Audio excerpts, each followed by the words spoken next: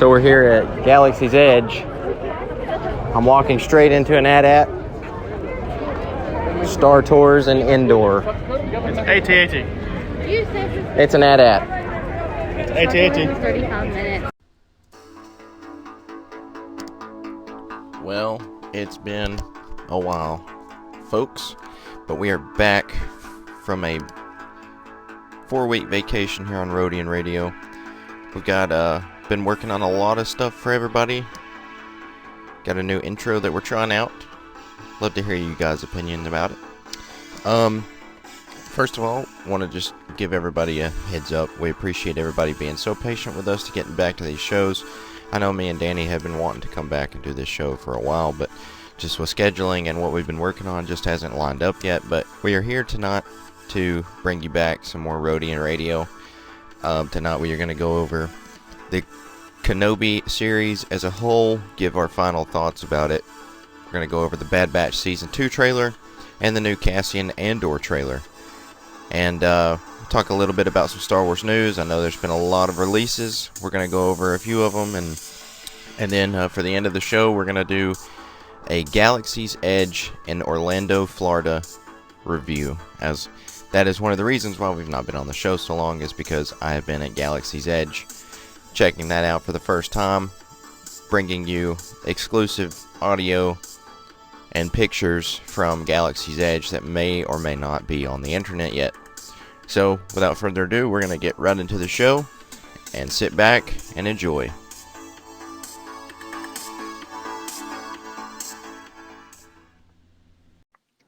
Welcome, ladies and gentlemen, to another episode of Rodian Radio. I am your host, Chase, and I know we've been away for a while, and I'm not here alone. I'm here with my good friend, Mr. Danny Cruz.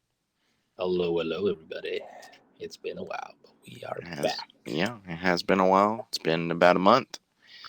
But as I said in the intro, we've got some special stuff that we've been working on. Got a exclusive Rodian Radio trip to Galaxy's Edge review coming up. As you heard in the little audio clip at the beginning of the show, we're going to talk more about Galaxy's Edge here. We got some Star Wars news. We got some Today in Star Wars history. And then we're going to wrap up our thoughts about Kenobi and go over the Bad Batch Season 2 and Cassian Andor trailer. So a lot of stuff to talk about. So without further ado, let's just go ahead and get right into Today in Star Wars history.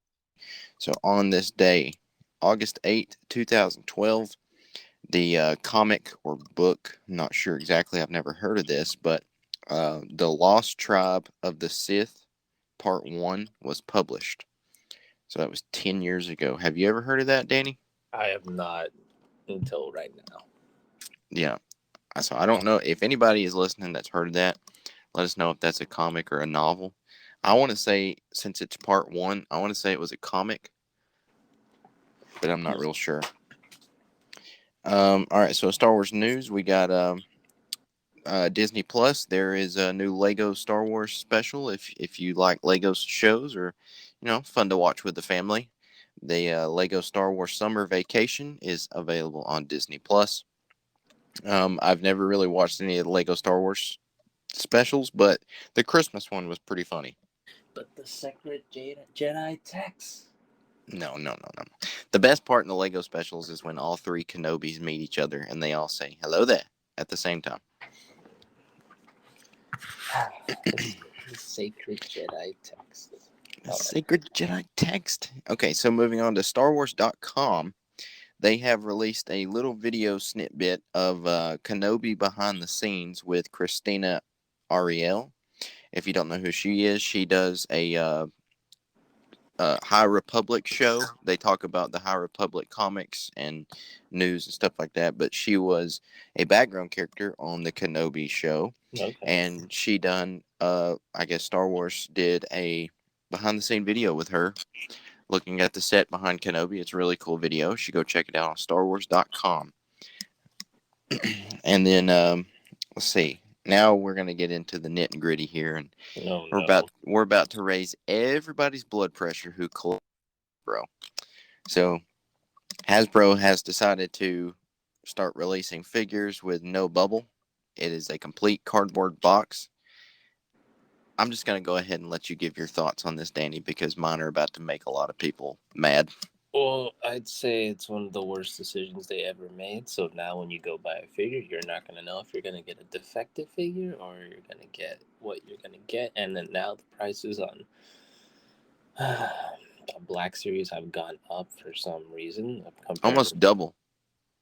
Almost double. And then market price, it's just not worth it to me to buy something. Just a Luke Skywalker that they just added a cape. It's a repaint from the Return of the Jedi one, and like a couple years back, and they charge you like almost $30 for a figure. And don't get me wrong, they're cool boxes. And you only get like one accessory, maybe. They're cool boxes, but I would rather be able to say what figure I'm buying. My main problem with this is you're gonna have these people who come into stores and figure swap and close the box back up, and then you buy that figure and you take it home and say you want to open it, and there you are buying a Luke Skywalker, and you open it up and it's a Rose Tico. That's my problem I'm gonna have with this. Wait, so the problem you think that way? So people are gonna buy it and then resell? No, what I'm saying is people are gonna take action figures and say, for example, somebody's got like a junk figure. Mm-hmm. They take it into the store. They swap it in the box right there. They take the figure that's in the box. And so when you buy that figure, you don't know what you're buying until you get home. So you open it up and it's not even the figure that you bought because somebody swapped it. I could see that happening, but I feel like they, like, for example, like places like Target, like they check like if the product's in there, like you can, like when you return a TV, they like check all the components and stuff like that. And if they constantly do that, then they're gonna get like banned. And going with Hasbro's history, for example, the new mold clone troopers that they did a few years ago, you know, half the batches of clones that were produced, the helmets were like crooked and stuff. And so that's my problem with this is you're not seeing what you're buying. Yeah, that's the big gamble with what Hasbro did right now. And then I don't understand, like they're raising the prices on like getting less accessories, and then some of the figures are either hits or misses. You know, it's like it's it's it's overpriced for what the quality is at this point. I think Hasbro knows that because if you look at the vintage collection scale, the 3 3/4 figures, Mm-hmm. their molds and their sculpts are 10 times better than Black Series. And they release figures more faster than Black Series comes out with figures. I know it's the same company, but I think they know that the small figures is where their money's at or where their collectors are at. Yeah. And then they try to upscale it into a 6-inch version because that's where the money's at. And it just doesn't work. You can't do that. It does not. Yeah, you can't do that. They need to produce Black Series first, figure out what they're selling the most of, and then turn that into vintage collection. Yeah. But you know they're not going to do that. They're just going to try to milk it as much as possible, and then it's gone. You know, Hasbro is a money gimmick. You think so? I know so. I know so. I think so too. So there's been a ton of figure releases. We're not going to go over them all here, but ones I do want to point out are these new Halloween edition clone troopers. Mm-hmm. You mean they're all Bad Batch? Yeah, they're repainted from the Bad Batch. They're just black clones with skeleton markings on them. Like, it's a cool idea, but the worst one is the Wookiee that they come out with. Oh yeah, it's the same one as what, Black Chrysanthemum or whatever. It's just a Chewbacca repainted black, and they gave him like a costume on top of him. Like, it's a cool concept. It's like the Christmas figures that they came out with. Mm-hmm. But I mean, they put more detail into Christmas figures. They did. They really did. But you know how they are. They like to give you their worst products and then try to upsell you on it. Come on, Chase. Next is going to be 4th of July figures. Mark my words. Red, white, and blue figures. Labor Day figures. You got Now then we're gonna have Valentine's Day, and they might even go as far as Groundhog Day figures. I think so. Yeah, because with the little chicken things from Return of the Jedi, or I mean, the Porgs. Yeah, the Porgs. Well, they're just gonna repackage Porgs and say Groundhog Day exclusives. Yeah, dude, it's their figure line. I think since I've stopped like 2 months ago, basically, my life's been better. Yeah, it's like a weight lifted off of your shoulders. You can. What's funny is that for every one Black Series, you can buy 2 McFarlane figures. Better articulation, better detail. Yeah. Now they're starting to have way more articulation. Like it's I'm talking about with McFarlane. Like before, they used to be like statues. Yeah. And then now they're like going into articulations, and like they're really responsive on their pre-orders and everything. Like I 100% support them. Like take a look at the new Black Adam figures. Those Farley figures that they came out with. I think so too. And then they also released with Classic Doom, which I have in my hands at the moment. You just can't. Yep, better sculpts. And then you got Bane, dude. Like Bane's he's about the tallest figure I have at the moment. He's like almost like he's 10 inches. And how much articulation would you say he has? Not a lot. He is a big figure though. But he does have enough articulation where you can bend his knee so it looks like he's breaking Batman's back. There you go. And then you can like do the lift up poses, and then like you can see him swinging side to side. I wish they gave him fists, but that's already asking too much. Now we've all heard me say plenty of times before, the money. If you want a good figure, go to Hot Toys. But if you want to, fork out the money to buy Hot Toys or whatnot. But I can definitely tell you, I have more Hot Toys than just about anything. So that is true. I can vouch for that. I mean, just looking at my display case right now, I have 5 times more Hot Toys displayed than I do anything. Dude, your Hot Toy collection is so good, man. Speaking of which, folks, the Rodian Radio Studio is now about 90% complete. Ooh. I know it's taken time. But I'm currently recording in the Rodian Radio Studio. Mm-hmm. You hear that, ladies and gentlemen? So, all right. So that's about all the news that I've got for figures. I haven't seen much on the Lego or Funko Pop or anything. But I don't know. So let's move on to our Kenobi final thoughts about the series. I know we're late to the game, but so do you want to go first? Do you want me to go first? I'd say you go first. All right. So my final thoughts with Kenobi, I thought it was an outstanding series. I like to enjoy anything Star Wars. Just like with this Cassian show, I wasn't really excited for it until this recent trailer came out, and it's completely changed my view about it. But I was going to watch it either way because it's Star Wars. But with Kenobi, I enjoyed every episode, even though there were slow ones, there were fast ones, there were, mid-paced episodes. But just if you go back and look at it in a whole, I rewatched the whole series again in one sitting. Mm-hmm. And it was just it's nostalgic for me, and it's also new for me. But it combines them both, which works for me. That's one thing that the sequels did not do for me. It was sort of nostalgic because we're getting Star Wars again, but the new didn't work for me.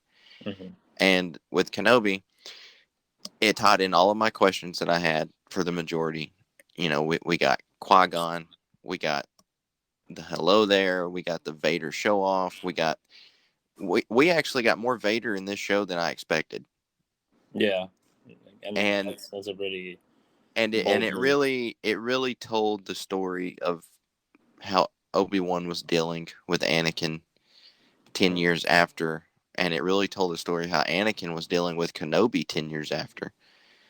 And one thing that I really liked is in the season finale when we see Vader talking to Palpatine, which, by the way, we all told you here on Rodian Radio, Ian McDermott did say Palpatine would be showing up at some point. But in that scene, it's like Vader he's still hung up with Kenobi, and then Palpatine says the one thing about him being obsessed with Kenobi or something, and then it's like we go right into A New Hope Vader, which is I serve only you. Mm-hmm. I loved that because it showed why we have the Vader that we have in the original trilogy. Mm-hmm. Because this Vader in Kenobi is not original trilogy Vader at all. No, that's like pre-Vader. That's like end of Anakin into Vader. Yeah, this was Vader's prime. It was.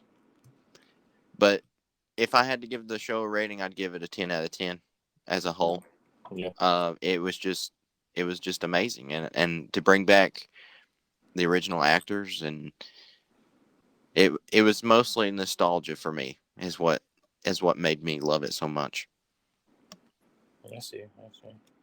And then what do you think overall? Like, do you think they should add another season to that? Or? I think they should do a season 2 only if they keep it about Kenobi and Qui-Gon. Mm-hmm. I don't want to see no more Vader with the Kenobi show. I don't want to see no more Inquisitors. I want to see strictly Obi-Wan and Qui-Gon.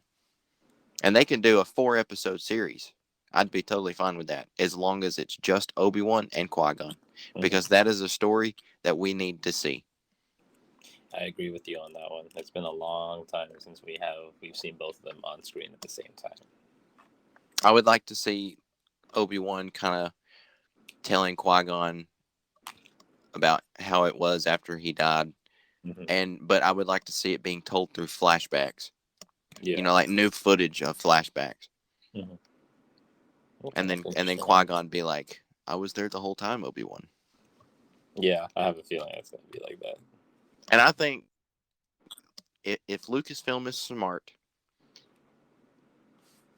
I feel like if they would take a step back and look where their fans at right now, the money is in the prequel era. Oh, yeah, definitely. And if they would take a step back and just look at how much Kenobi brought their ratings and fan base up, I don't see why they would not do a season 2 about Qui-Gon and Kenobi. Yeah, I feel like they already took that into consideration. It's just like they got other. I feel like that season, if they did that, would make up their budget for all 3 sequel films. Yeah, I feel like that too, and I just feel like they definitely have that in mind, but they have to they just have to go through the other all the Marvel stuff first, and then Marvel's killing it right now. They're pumping out shows left and right. They really are, and at this recent San Diego Comic-Con, Kevin Feige announced that they've got projects lined all the way up to 2026. Oh yeah. Imagine it be that long until we see Kenobi, 2026, 2020. I think it would be worth it if they played it right. Yeah, you think so? I mean, for this one, we waited for 15 years. So, yeah, 15 years. I'm down for that. So what are your final thoughts on Kenobi? Overall, the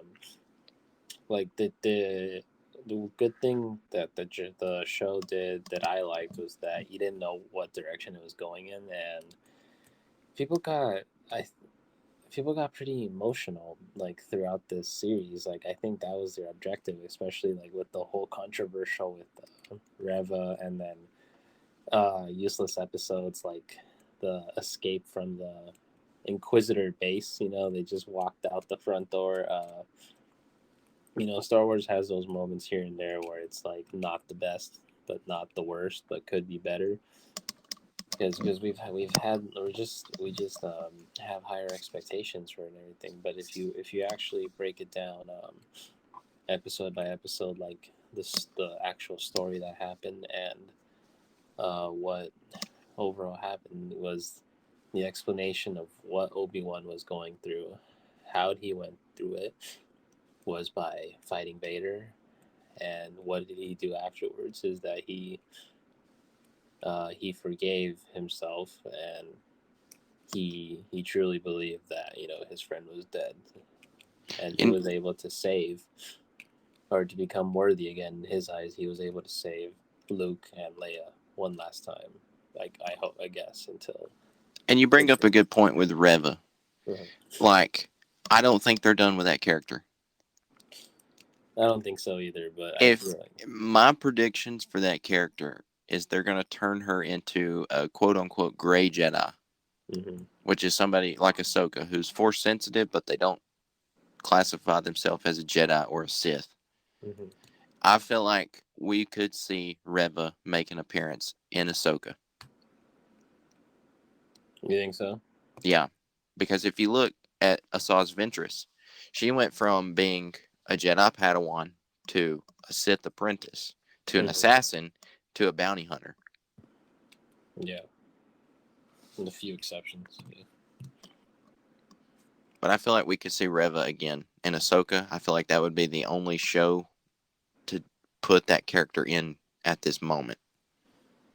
Yeah, I could see definitely she has some use in like other places because now we've created a new, or they've created a new character.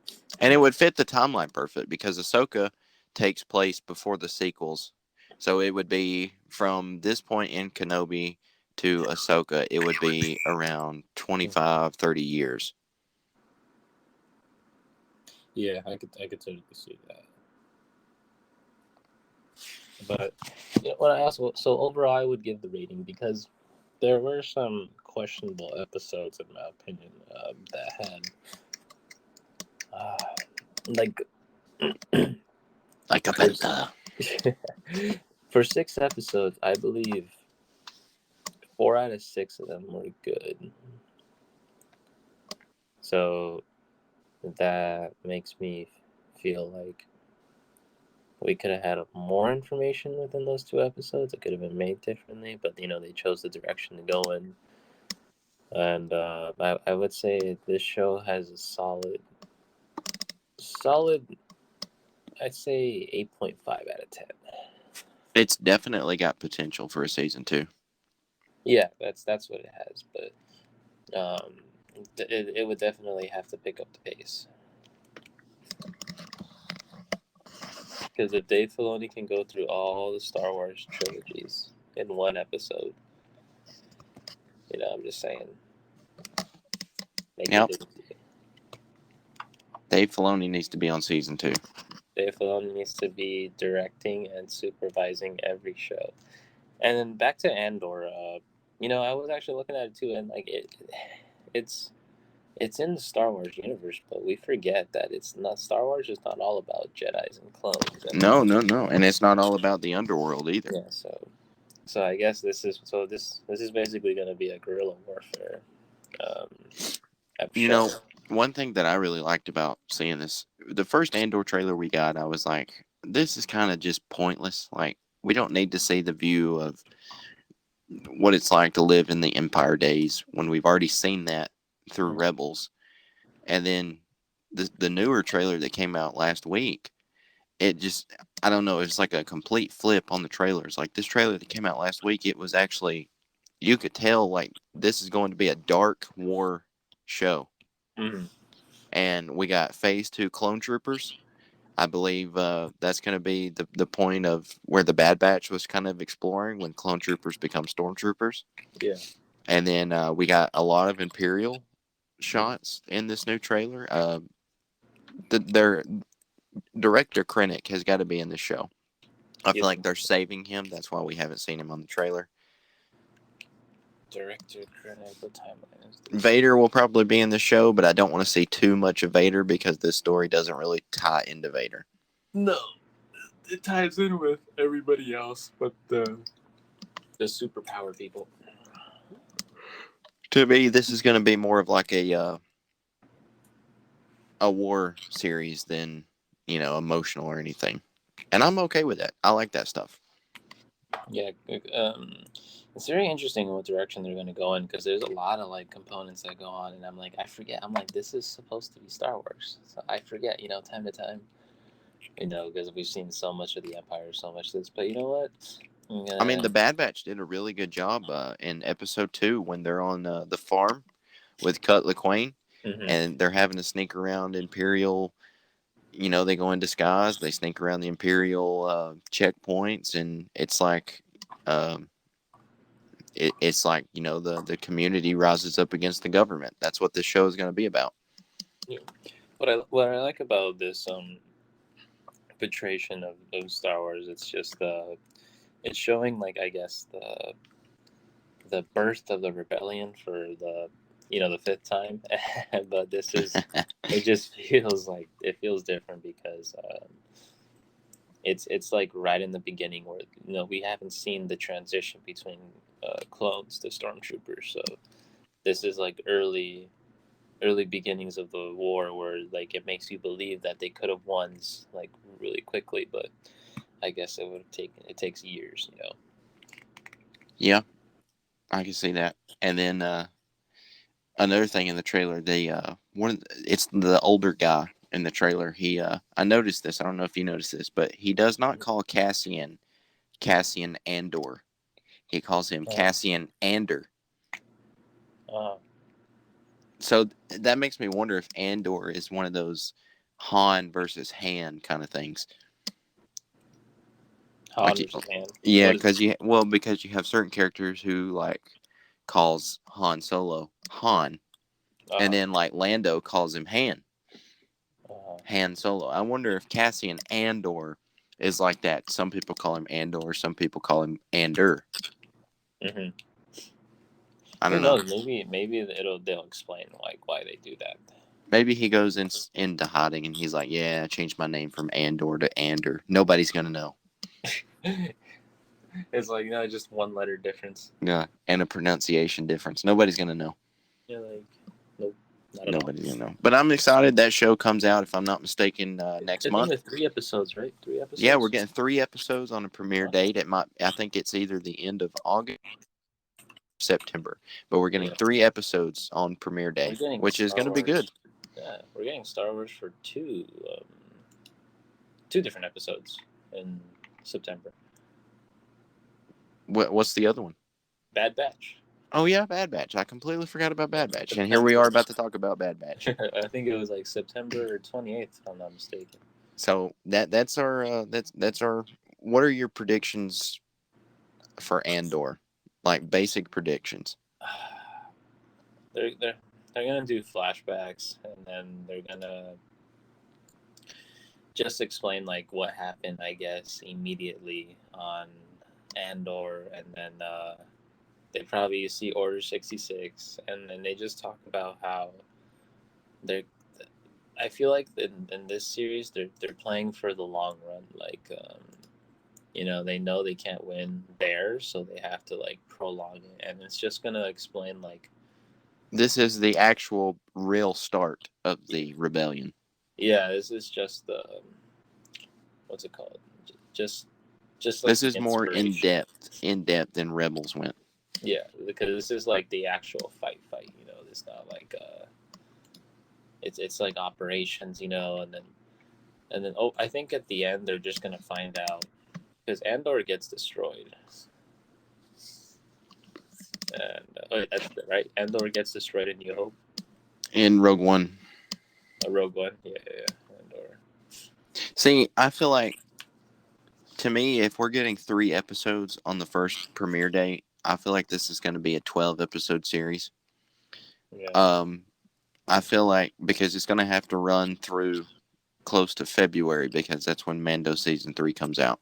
Mm-hmm. Um, this is going to be. I called it a while back. If anybody remembers, I said, we're getting all these shows, but Andor is going to be the one to knock the socks off people. Mm-hmm. I feel like we're going to get a ton of character cameos in this show. We know we're Well, already Saw getting Gerrera. Saw Gerrera and Mon Mothma, but we're gonna get Vader. We're gonna get Director Krennic. I feel like this takes place before Rogue One, so we haven't met Jyn Erso or K2SO or anybody like that yet. Mm-hmm. Um, I feel like we could see maybe Thrawn. Ooh, a little glimpse of it. Yeah. We'll see a Tarkin.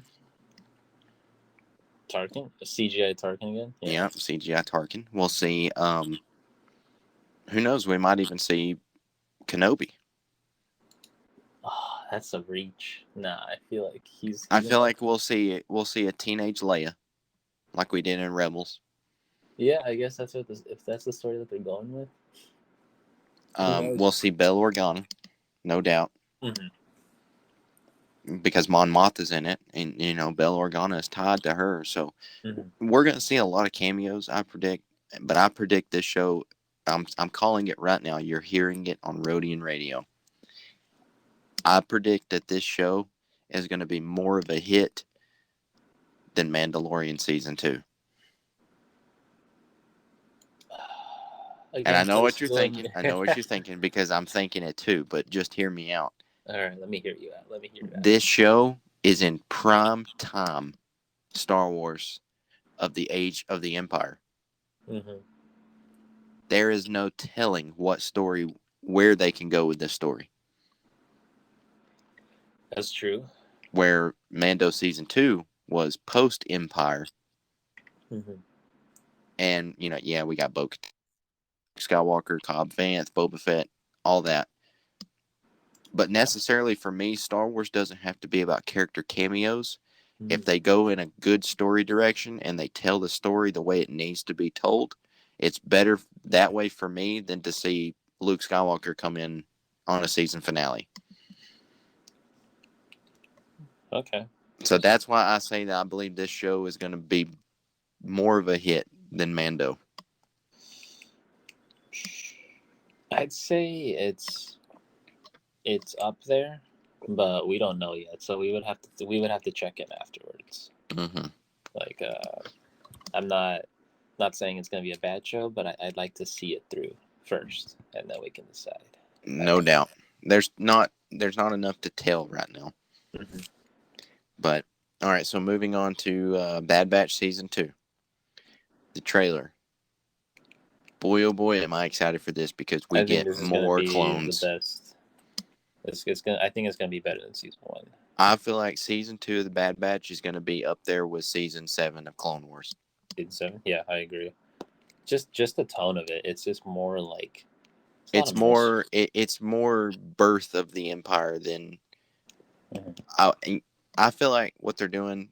To me, I feel like with them releasing Bad Batch and Andor around the same time and it doing the same storyline but in different stories, Mm-hmm. I feel like this is their way to do live action compared to animated. Yes, I agree. Bear with the animated, you can do a whole lot more because you don't have live actors. I think from the Bad Batch, we're gonna get just Cad Bane. Maybe it could be round 2 of the fight, but I want to see more cameos in the Bad Batch, though. One show that I want to see a lot of cameos in. This is a perfect opportunity to put in Boba Fett. Mm-hmm. This is a perfect opportunity to put in Bosk, and who knows? Maybe we'll see all the Empire bounty hunters: Dengar, Forlom, Zuckuss. Because we didn't get. We saw Dengar in the Clone Wars, but we didn't see him much. He was in one episode. Yeah. And if Dave Filoni's over this, you best bet we're going to see a lot of cameos. I think it was 12 episodes, right? So there probably is a lot of room for that. Season 1 was 16 episodes. Yeah, that's a lot. And think about it, Dave Filoni was over that, and we got Cad Bane. Excuse me, we got Cad Bane, we got Fennec Shan, we got who's the other character? We got Saw Gerrera. I want to see more of Captain Hauser. Yeah, dude. Let me look it up. I need to look this up. This is a perfect show for them to go first-person view of what it's like to be in the Empire with Crosshair. 16 episodes is what. There you go, 16 episodes. This is a perfect opportunity to go first person of what it's like to be in the Empire POV of Crosshair versus POV of Rebellion with the Bad Batch. And I wouldn't necessarily say the Bad Batch is part of the Rebellion, quote unquote, but they are in connections with Rex, who's in connections with Ahsoka, who's in Fulcrum at this moment, who's in connection with Rebels. It's like the SpongeBob thing. Like, he knew this guy, who knew this guy, he knew this guy. Yeah, knew this guy, who knew this guy, who knew this guy, who knew this guy. Knew this guy's cousin. Yeah, this is a good. I feel like season 2 is going to be almost season 7 Clone Wars. Oh, okay. It's a lot of hype for that, man. You have to. Yeah. Well, I love the Bad Batch. I loved season 1. I wanted to love it more, but the ending was a little soft. What if we find out that Omega is Rey's mom? Oh, just stop it. Just stop it. Stop it. Get some help. Seek help, please. I mean, just think about it. This show has got potential to go any direction that they want because it's animated. They do. I believe it'll be one of the best animated Star Wars shows we've got next to Clone Wars and Rebels. It's gonna be up there. It has to be. Yep, and I love Rebels and Clone Wars more than I do most of the movies. Yeah, I could see that. I mean, because there's just so much detail that they go through, Yeah, so much detail and story. Like, one thing I loved about the Clone Wars is, yeah, it was a story about the Clone Wars, but in that one story, we got all these side stories with bounty hunters and civilians and gangsters and the Hutts and clones and the relationship between them and Jedi. And It's what else? What else could you ask for? what else could you ask for? It's primetime Star Wars. It's like I said, if Lucasfilm is smart, they would realize their money is in the prequel era right now. I remember this time around last year we said 2022 is the year for Black Series. Oh, and it was for the year for. It was for the first half of the year. It was, and then they messed it up. Yeah, they literally dropped the ball on the wrong court. Oh, Black Series. Oh, And I'm excited for all these shows. What are your final predictions for Bad Batch Season 2? I think Bad Batch Season 2 would have a reunion of Commander Cody and Captain Rex. Oh, yeah, that's another thing. Commander Cody. I forgot about that. I would like to see Cody and Rex confront each other. And then I feel like Cody's going to spend more time with Crosshair. No doubt. And we got Commandos too, man. Yeah, I feel like Delta. It's going to be Delta Squad versus the I would like to Why see. do you think they're releasing I would like Delta to see Squad figures? I would like to see Commander Fox. Ooh, that's true. Good old Commander Fox, yeah. I need to see Vader in Season 2. We've only saw him animated in Clone Wars one time. Yeah. Well, two technically, if you want to count the vision that Anakin had. And everybody freaked out. And that was like for 1 second. Yeah, 1 second. I want to see if there's one thing I want to see in Bad Batch Season 2, it's Vader killing Fox. Just like in the comics. In the comics.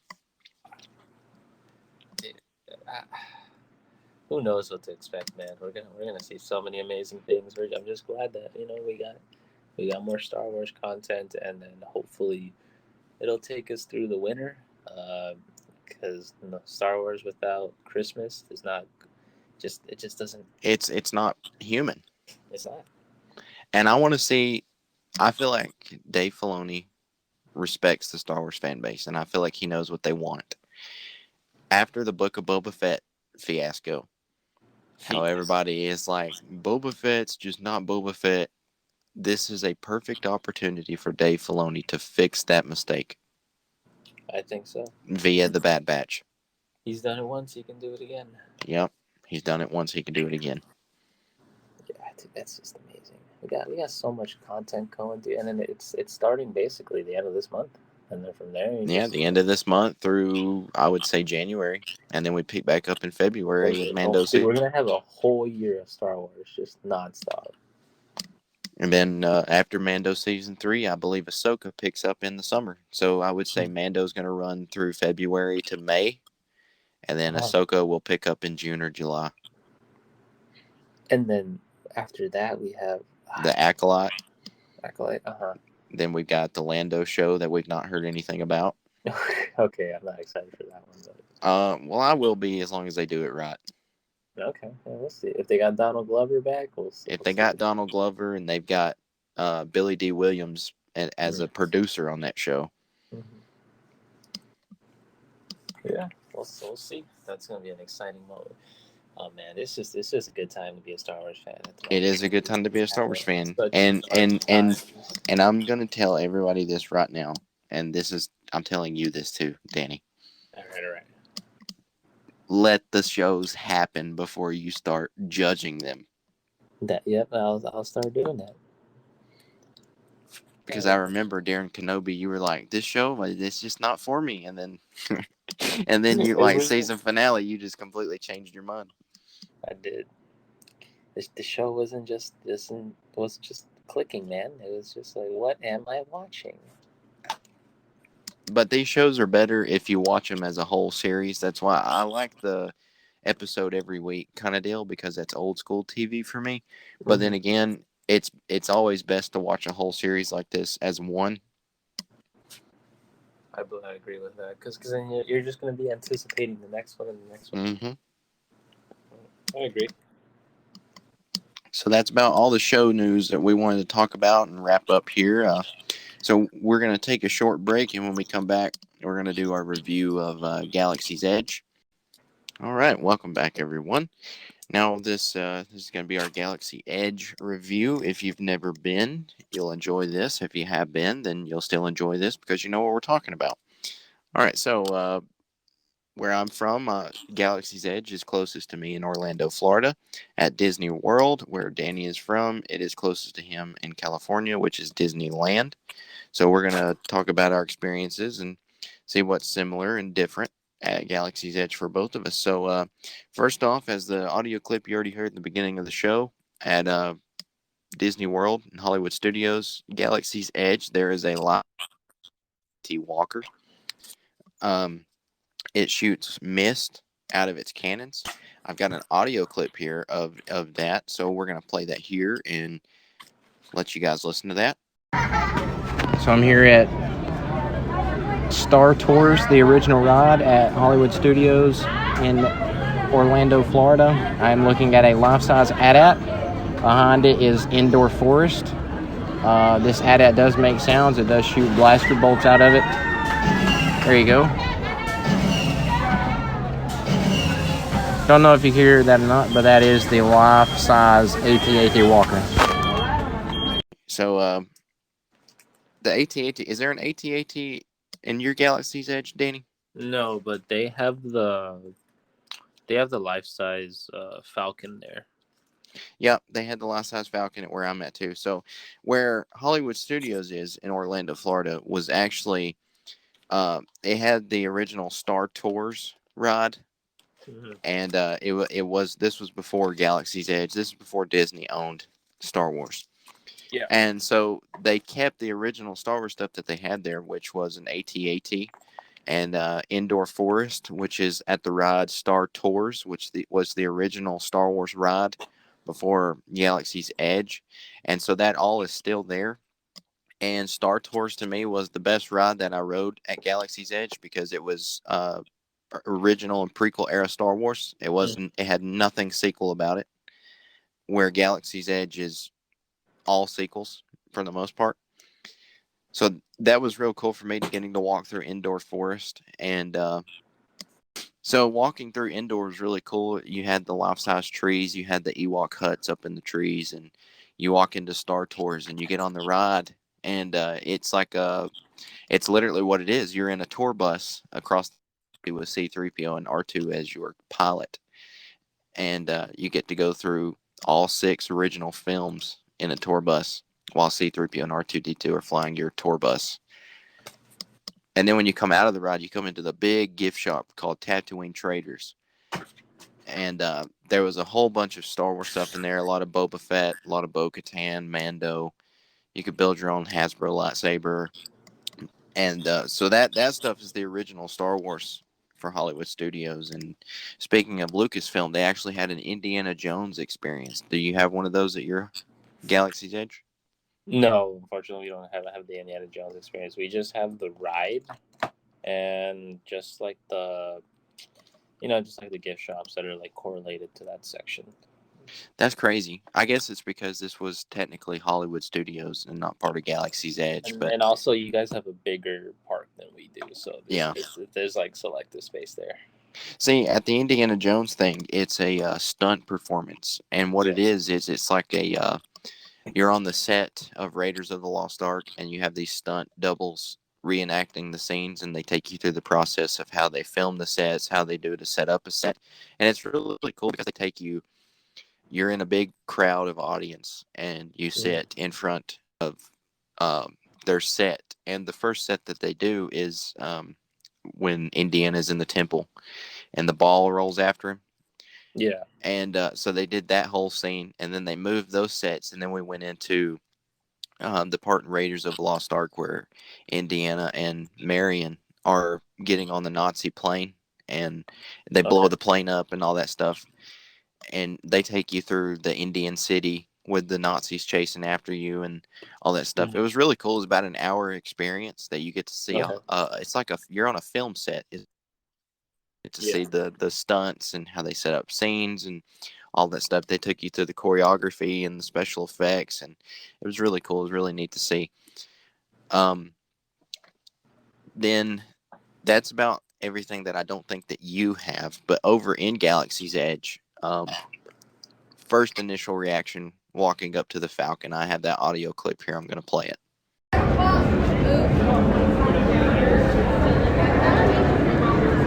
So I'm walking up to the Millennium Falcon. The only words that come to mind: what a piece of junk. But it's very huge. Look at the size of that thing. All right, so when you first walk up to the Falcon, the thing is so massive, you're just starstruck. Oh man, I remember when I saw it for the first time. I just couldn't believe my eyes. And then what's crazy about that was that, you know, Harrison Ford, George Lucas, Mark Hamill, and Hayden Christensen. Hayden Christensen, B. Williams, and I think Ewan McGregor were that or the one in Los Angeles. And I was like, wow, they were actually here. You know, that's insane. And then like, it did bring you into like a very Star Wars unique world. I like the lightsaber store, and then, you know, the food's really good, but it's like extremely expensive. It is expensive, but it's really good. And if you're watching this, if you're listening to this via podcast or YouTube, I'm gonna throw up pictures of our trip and what we seen and the food and the menu that they had and the blue milk and all that stuff up on the YouTube. So if you want to pause the show real quick or whatever and go watch this all on YouTube, you can see all of the pictures that I have taken and put up there. But you talk about the lightsaber shop, man. We walked in and there was so much stuff all around the walls, dude. There was. Did you see the Mando helmet? Yes. There was like a Tauntaun head. There was like Tusken Raider outfits. Like there was weapons all over the place. It's just like you walk into Watto's scrap yard. Mm-hmm. It was crazy, and I do have a few pictures of that I'm going to throw all the pictures up on the YouTube, so you can listen and watch at the same time, so you can kind of see what we're talking about. But it was crazy. But yes, in the lightsaber shop, if you're asking, I did buy not just one, not just two, but I bought 3 lightsabers. I bought Ahsoka Tano's. Yeah, like not just one, but 2, but 3. I'll buy another one. Yeah, well, I was almost going to go back and buy a 4th one, but I didn't. But I bought both of Ahsoka's, the short and the long one, and I bought the dark saber. I bought Ahsoka's sabers, both of hers, the short one and the long one. Okay. And I bought the dark saber. So I bought 3 total.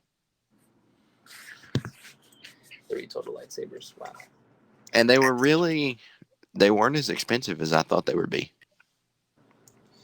The Ahsoka one was pretty up there, huh? I would say they were about 200 a piece. 200, yeah. Did you get the blades with them?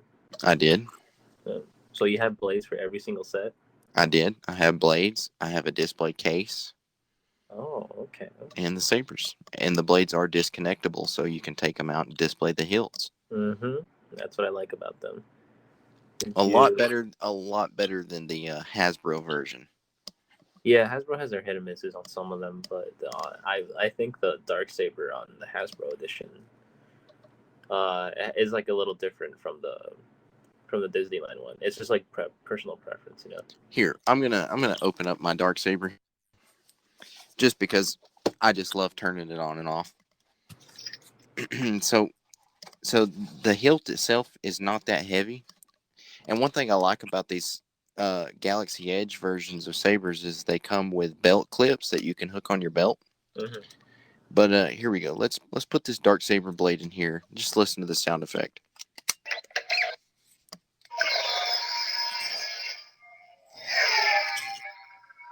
My favorite part right here. So I don't know if you could hear that very well or not, but that was the dark saber, the Galaxy Edge version of the dark saber, and this thing is just beautiful. It looks like it doesn't look like plastic. It looks like steel. Okay. So it's very sturdy. That's good because like if what I think I messed up because like one of mine was wobbly back then, but it's because you have to like push in the saber deep in the lightsaber, and then from there you just have to twist it. Yeah, and the thing with the Ahsoka sabers is there's a button you can push, and it switches from blue to green. That's cool. That's cool feature. And it's got a different sound effect too. Like the green has got a different purr than when you switch to blue. It's like a completely different purr. Blue green, does it do the white one or is that a different set? It does the white one, but it doesn't stay on white. It just flickers from white when you're changing the colors. Oh, I see. Okay. So those are really cool. That was a good souvenir to bring back, and it looks great in the studio here at Rodian Radio. Yeah, your most prized possession. No, my most prized possession is still my Hot Toys Boba Fett. Mm-hmm. Or Sideshow collectible Boba Fett, which have you. So moving on, right? The food was really good. To this day, I still wish I could go back and get another Ronto wrap. To this day. To this day. If you don't know what a Ronto is, if you go back and watch A New Hope, when Luke and Ben and C-3PO and R2 come into Tatooine, come into Mos Eisley on the speeder, you see a big beast walking in the background. That is a Ronto. And so Galaxy's Edge has decided to make a sort of like a Euro, like a Greek Euro. Instead, they call it a Ronto wrap. But instead of a regular Euro, they put a piece of smoked sausage on there for you. Ooh, that's delicious. Yeah, it was smoked sausage. I think it was turkey and coleslaw. Oh, coleslaw is never that good. Yeah. Oh, it was good, man. It was good. Coleslaw? Yeah, it was good. And then they have their own Galaxy's Edge version of Coca-Cola bottles, which they look like thermal detonators. Yeah, they do. And I got one and brought home, and I got the audio clip here of the blue milk. I'm going to play that real quick. Well, just got done drinking Galaxy Edge blue milk.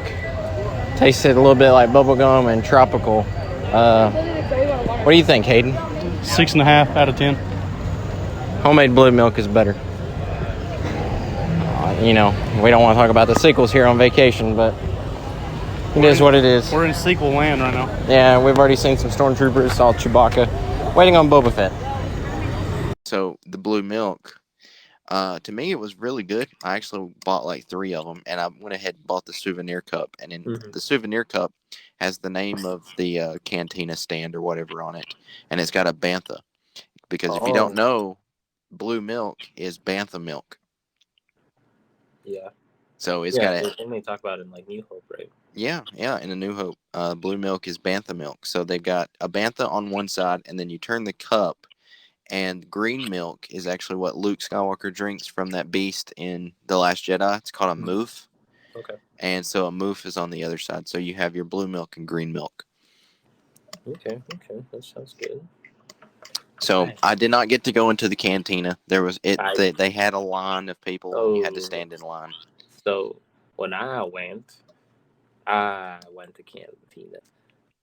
It was honestly, it was one of the best experiences ever. Like, but what's ridiculous is that to sit down, you need to reserve like 6 months in advance, or else you just stand at the bar, which I was fine with, And then the food quality wise, like we had this like blue style drink. It was like a margarita of some sorts, and it was okay. It had like a kind of lotion taste to it, so I don't recommend it. Oh, that's nasty. But other than that, like the looks of it, the style, and everything, it was absolutely like it was really cool. I'd go back again, but you definitely need to like right when you get into the park, you have to you'd have to go straight there and reserve. Now, I You do don't have. have coasters from the cantina. Yeah, I got coasters too. And these coasters are really cool because one of them, one side of the coaster is an Ewok, Mm-hmm. and the other side of the coaster is a margarita. But the third coaster here is just a simple menu coaster. It's got a QR code on it. You can Mm-hmm. scan it on your phone, and it'll pull up all the drinks available at the cantina. Yeah, it's honestly, I'd say it's one of the best places. If you get the chance, or if whenever you come here, I'll be down to go. That'd be a cool place to go, you know. And then, yeah, I wanted to go just to see the inside of a Star Wars cantina, but like I said, I couldn't get in. They had the door shut. You had to stand in line to wait. Uh-huh. But cool thing though is they had characters walking around the park. I kept waiting on Boba Fett to walk around, but I never saw him. But I did get to see Chewbacca, Okay. Okay. Darth Vader. No. Got to see a few stormtroopers. Now, what's funny about it is Hayden, which is the guy you hear on here sometimes. My one of my best friends. He went with me, and he walked by some stormtroopers, and he told them, no joke. He told them, he said, "You're a little short for a stormtrooper," and their reply was, "That's clever." So it was fun interacting with the characters. We did see Kylo Ren walking around, and a lot of gift shops, a lot of.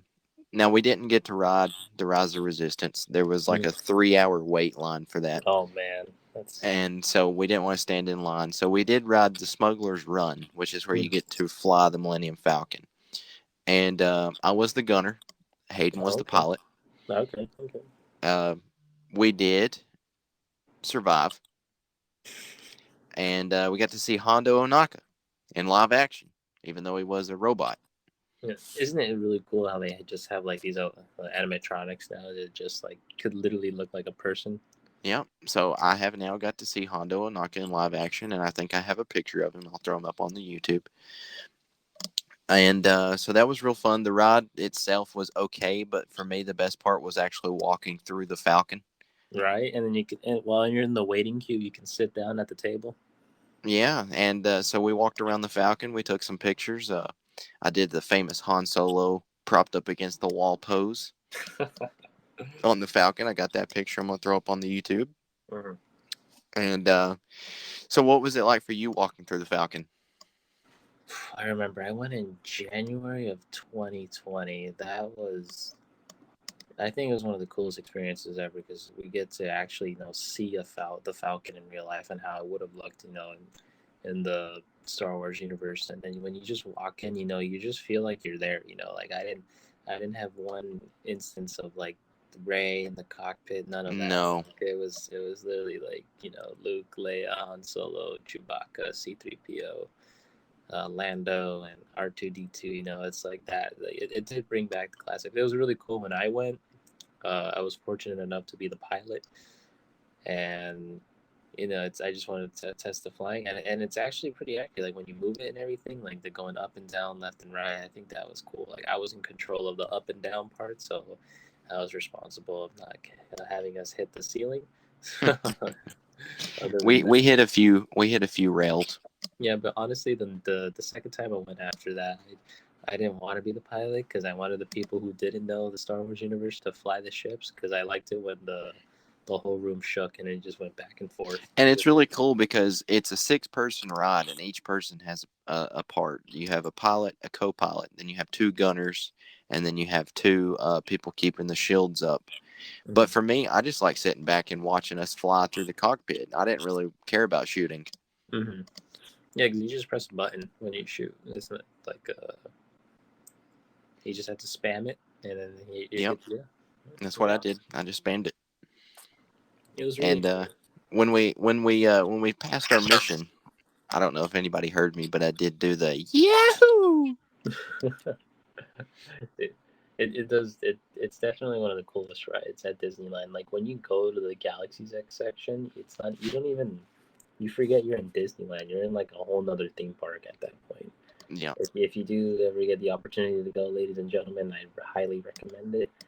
It's definitely It's you know, definitely an experience to do if you're a Star Wars fan. yes. So when did you try any of the blue and green milk?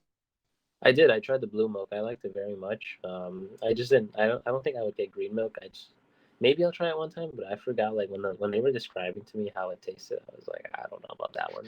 See, for me, I like the green milk better. They were both very tropical, Mm-hmm. but the original recipe for blue milk in A New Hope is just regular milk, sugar, and food coloring. Mm-hmm. But at Galaxy's Edge, it's more of like a tropical fruit punch drink. Yes. Yeah. Especially it'd be They were nice very during the good. hot summers. Yep, very good. I think it's one of the best places ever. And what else did they have? I like the gift shops they had. It's just like like it was just all based off like new movies. You know, it's Hmm. they were like, not so good. But you know, it's like it's the theme of it, so you just have to let it be. And every gift shop that we went in that had Black Series, They do. I'm not even kidding you. Every store that had Black Series, they had more Lando Calrissian than Oh no, anything. not Lando. They had more. They had 4 pegs of nothing but Lando. Yeah, no one's gonna buy them. I bet you when they restock it, they're like, "Are you sure this isn't going in the trash?" Yeah, I mean, if they would have marked them down to $2 a piece, I would have bought some of them. I wouldn't even buy it at $2. It has to be free at this point. That's the most Black Series that I seen there at all the gift shops was just Lando. Mm-hmm. And you know, I think it's just funny how even Galaxy's Edge can't even sell Landos. Yeah, and it's Disneyland, and it's like every single day they should like sell something. They can sell a shirt, but they can't sell those figures. You know. Yeah. So let's see what else here at Galaxy's Edge. Just walking through the whole world of Star Wars was really, really neat. Mm-hmm. Just fear, and you got to see if you walk into the restaurant, um, they had a droid there like cooking meat, Yeah. like on a rotisserie spin. It's real neat. Yeah, a lot of the restaurants looked really good, but they were like extremely expensive. Like, I like it's Disneyland, you know how it is, but the foods in the other parts of the park were way like better and had better deals than the Hmm. ones at Galaxy's Edge. Galaxy's Edge is mostly for nostalgia.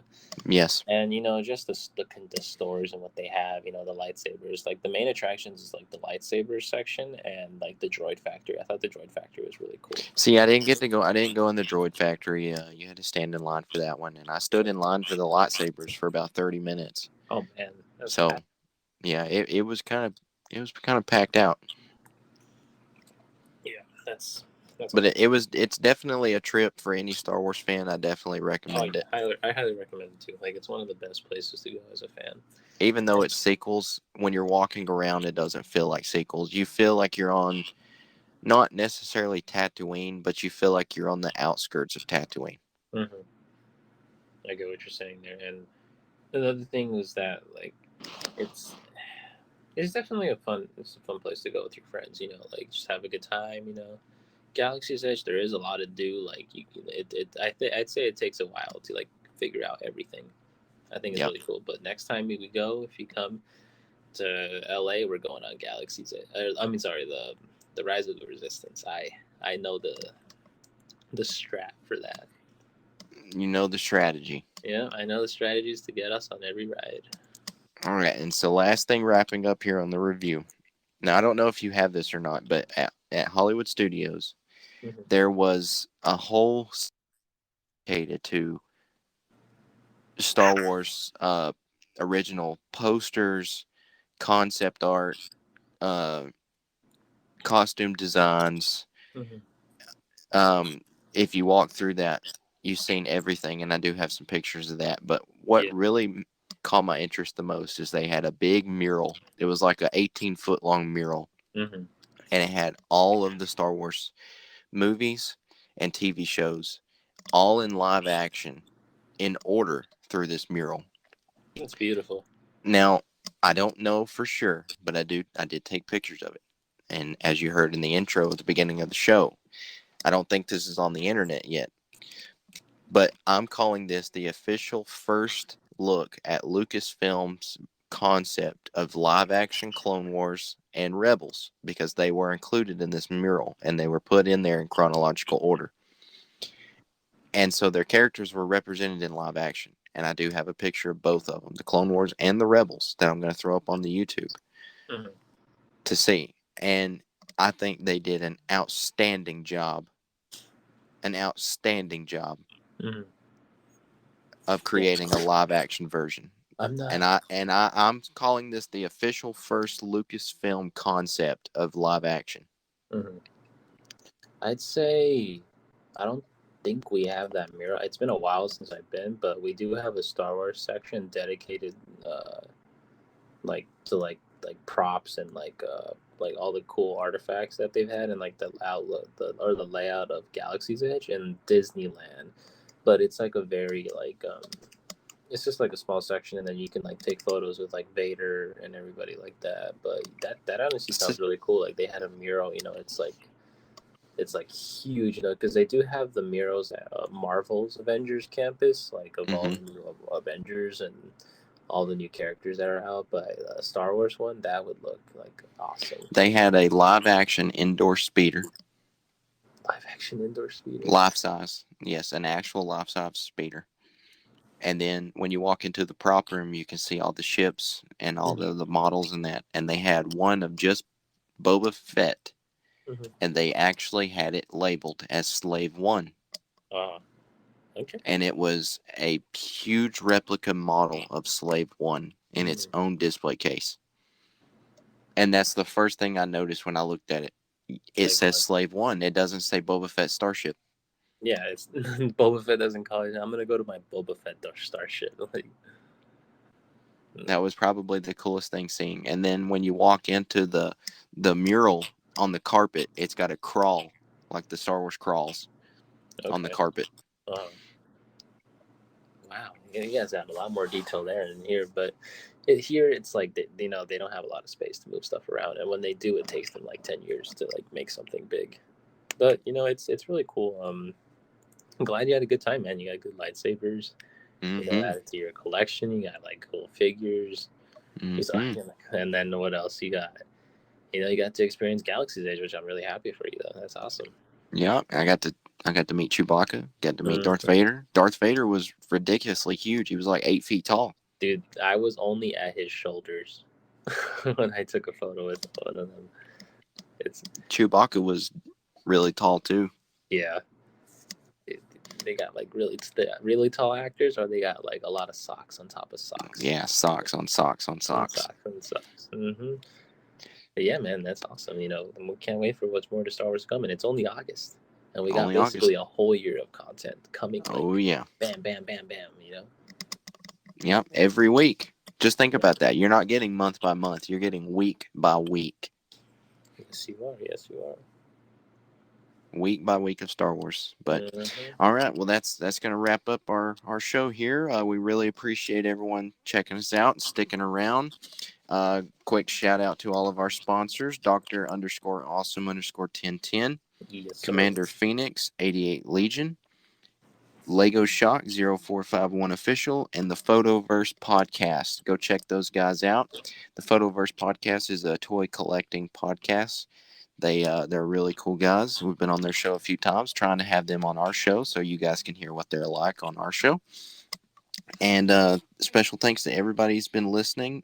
If you would like to send us fan questions or comments or anything, send it to us over the YouTube comment section or a DM on our Instagram, or leave us a review on the podcast if you can. It really helps us grow. It breaks the algorithm of the crazy world of social media. And if you'd like to send us an email, you can send us an email at rodianradiopc@gmail.com. Really appreciate everyone listening and checking us out. You got anything to say before we head out of here? Just to give everybody like just a positive note to leave on, that we have, we're trying to create as much content as possible. It's just the big craziness of our schedules.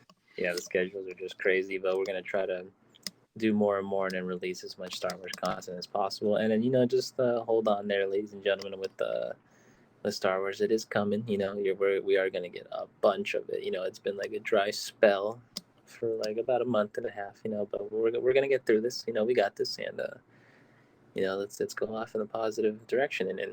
And soon I'm gonna be doing some photography right now, and then and maybe by the end of this week, or we're gonna have a couple photos out, and we'll see if you guys like them. Yeah, and our episodes drop every Friday. If you don't see it on Friday, then it'll be on the next day, Saturday. If you don't see an episode drop out for a week at a time or whatever, and just say to yourself, well, those Rodian radio boys must be on death sticks. So, but no, don't do death sticks, kids. Nope. All right, Only do it when you're desperate. No, okay, we're giving bad advice now. All right, well, that's going to do it. Until next time, I'm your host, Chase. And this is Danny. And may the force be with you on Rodian Radio.